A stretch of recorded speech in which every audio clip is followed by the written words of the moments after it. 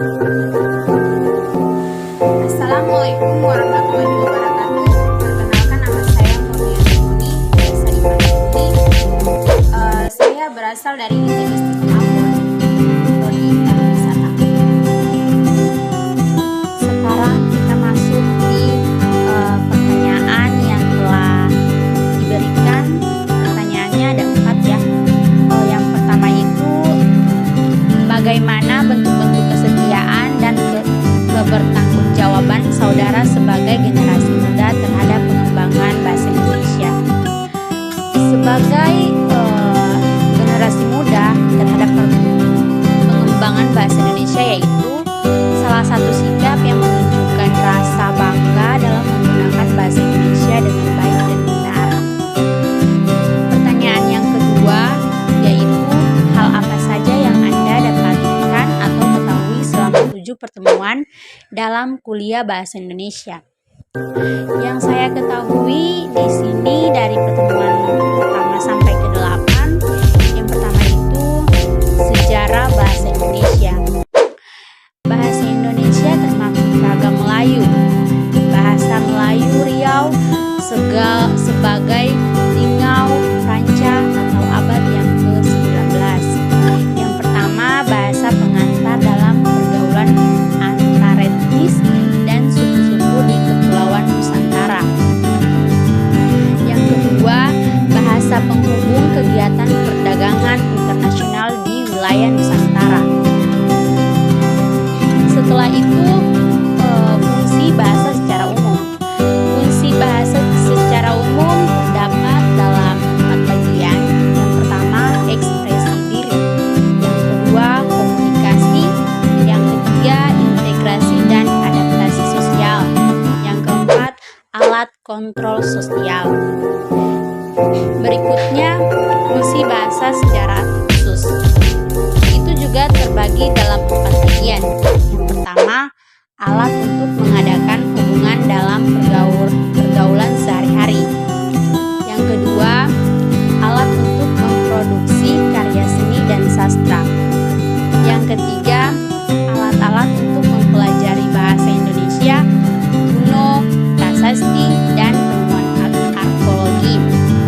Yang keempat, alat untuk mengeksploitasi iptek, mempelajari sains, matematika, biologi, dan perkembangan dunia. Selanjutnya, kedudukan bahasa Indonesia sesuai Undang-Undang Dasar 1945. Yang pertama, kedudukan bahasa Indonesia sebagai bahasa nasional. Di situ ada terbagi dalam 2 bagian. Yang pertama itu lambang kebanggaan nasional. Yang kedua, lambang identitas nasional. Selanjutnya yang kedua, kedudukan bahasa Indonesia sebagai bahasa negara. Itu juga ada 2. Yang pertama, bahasa resmi negara.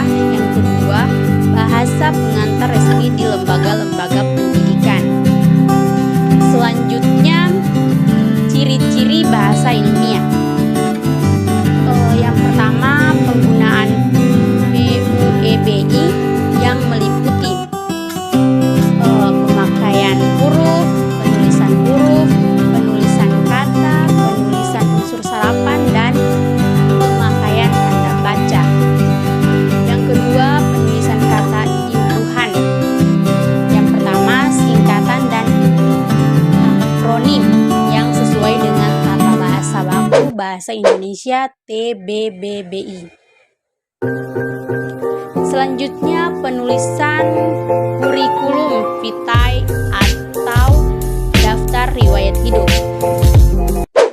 Kurikulum CV atau daftar riwayat hidup adalah dokumen yang memberikan pengalaman seseorang dan kualifikasi lainnya yang dijadikan sebagai hal penting utama untuk menyaring orang-orang yang memiliki potensi sesuai bidang pekerjaan. Setelah itu yang ketiga, literasi digital. Pada dasarnya, literasi merupakan kegiatan yang berhubungan dengan membaca dan menulis. Literasi juga merupakan bagaimana seseorang berkomunikasi dalam masyarakat.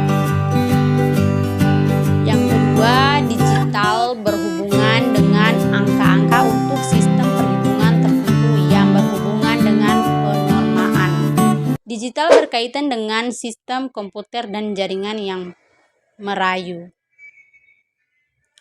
Selanjutnya yang keempat, PUEBI atau Pedoman Umum Ejaan Bahasa Indonesia adalah sistem yang mengatur tentang ejaan yang menggantikan ejaan terdahulu. Yang kelima, kalimat efektif. Kalimat efektif adalah kalimat yang disusun berdasarkan kaidah-kaidah yang berlaku seperti unsur-unsur penting yang harus dimiliki setiap kalimat. Subjek dan predikat memperhatikan ejaan yang disempurnakan serta cara memilih kata atau diksi yang tepat dalam kalimat. 6. Presentasi dan moderator. Langkah-langkah menjadi moderator saat sesi presentasi. Yang pertama, berilah salam pembuka. Yang kedua, berilah kalimat pembuka. Yang ketiga, berilah salam hormat kepada orang-orang yang terlibat di dalam sesi presentasi. Yang keempat, perkenalkan dirimu. Yang kelima, berilah instruksi kepada tim penyaji untuk memulai presentasi. Yang keenam, berterima kasih kepada tim penyaji. Yang ketujuh, bukalah sesi tanya jawab. Yang kedelapan, berilah kalimat penutup. Yang kesembilan, berilah salam penutup.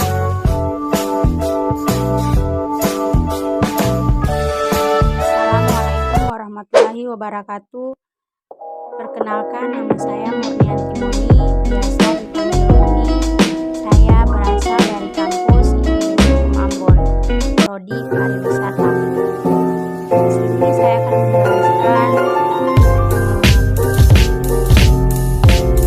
tempat wisata yang berada di Kota Ambon, yang salah satunya adalah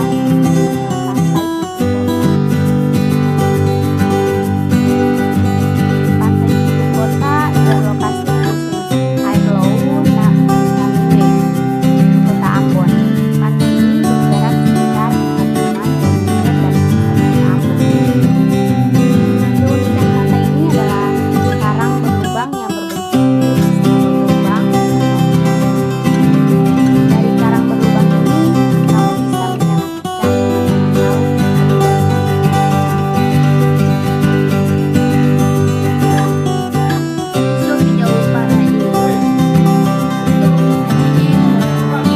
pemandangan laut. Pambae kabarmu alu iya nama ila. Alhamdulillah memenangi so opo walimu maaf walimu.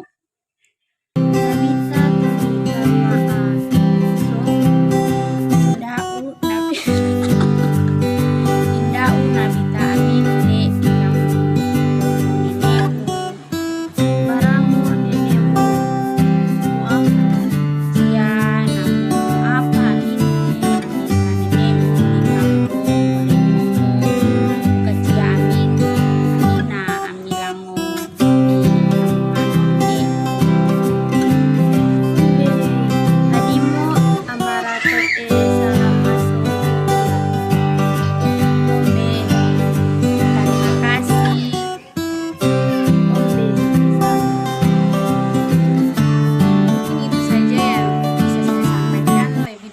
Saya mohon maaf. Wabillahi taufiq wal hidayah. Wassalamualaikum warahmatullahi wabarakatuh.